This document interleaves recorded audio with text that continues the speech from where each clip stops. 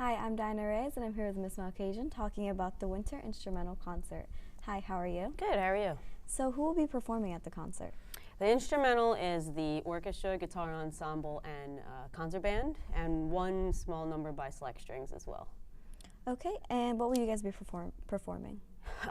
There's sort of a variety. There's some Christmas type tunes and wintry things, but there's also classical music and non-Christmas things. There's some Nutcracker tunes.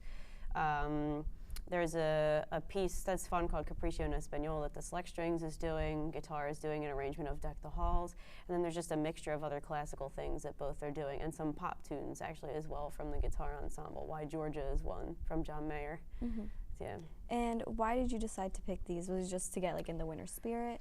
Or? Yeah, partially, because some people like to hear, I think, the winter classics. So we're doing Nutcracker, like I said, for the orchestra. I did an arrangement of Deck the Halls for the guitars, and the students like to play them as well. But on top of that, I like them to have sort of a broader knowledge of different types of music and classical music. So we're doing the orchestra, for example, Orpheus in the Underworld, which most people would probably recognize the can-can theme in that.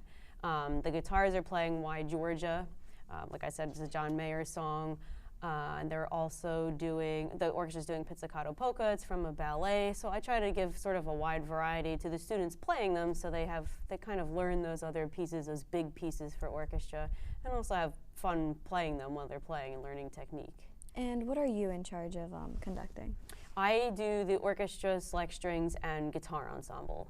And when you chose this, was there like an inspiration for like all the songs or anything like that? Not really. It kind of just depends on ability of the orchestra, what I think our skill level is for the year, and then also, you know, like I said, what might be a crowd pleaser, what'll be challenging to play for the students, but also fun to play for the students. Some of them grumble at some of them, but for the most part, I think they enjoy them, and I try to pick things that, you know, that's going to be musically sound, is going to sound good, but also is playable for them. Mm-hmm. And how did you guys prepare for this? Hours and hours of work. I mean, they have their scheduled classes every day, except for select strings. They meet after school once a week to play their music. But otherwise, just a lot of rehearsals, a lot of talking about how to rehearse and practicing, a lot of accountability on the students' part, which I think they're good at by now, especially 10th grade and up, kind of knowing how to practice and what the expectation is and helping the freshmen along with that and helping them do it. Okay, and why do you think people should come? It's a really good array of music. I think there's a lot of things people will recognize. I think people like to hear concerts when they know some of the music, and there's definitely pieces that they're going to recognize. There's also new pieces that they might find that they like. The orchestra is large this year. Actually, so is the guitar ensemble, large for them. It's 21 there, and it's 60 in the orchestra. The select strings there's 10 of them. So the numbers are getting bigger, and it's, you know, they have a big, powerful sound. And just speaking on the band's behalf, I've heard them play before. I'm not sure about their selections, but, you know, also good stuff. A lot of strong percussion type things. And I think it's good for people to get involved in the school and maybe see something they wouldn't ordinarily see, something that's not sports, something that's not their club, something like that. And how do you think people would benefit? So, like, do you think this could, like, maybe grab their attention and maybe they would want to do it next year? Yeah, I think for sure. You know, there's a lot of kids who played in middle school, and for whatever reason, they don't get it on their schedule as a freshman.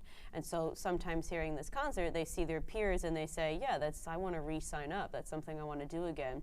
Or in the instance of guitar, I have a lot of students in Guitar 1, which is the beginner class, and they come and they see the ensemble and they say, that's a lot better than I thought it would be. It's a level up from what I do. I would really like to do that. So yeah, and even for their parents, you know, if adults come, I just think it's, you know, it's a good part that we add to the school, I think.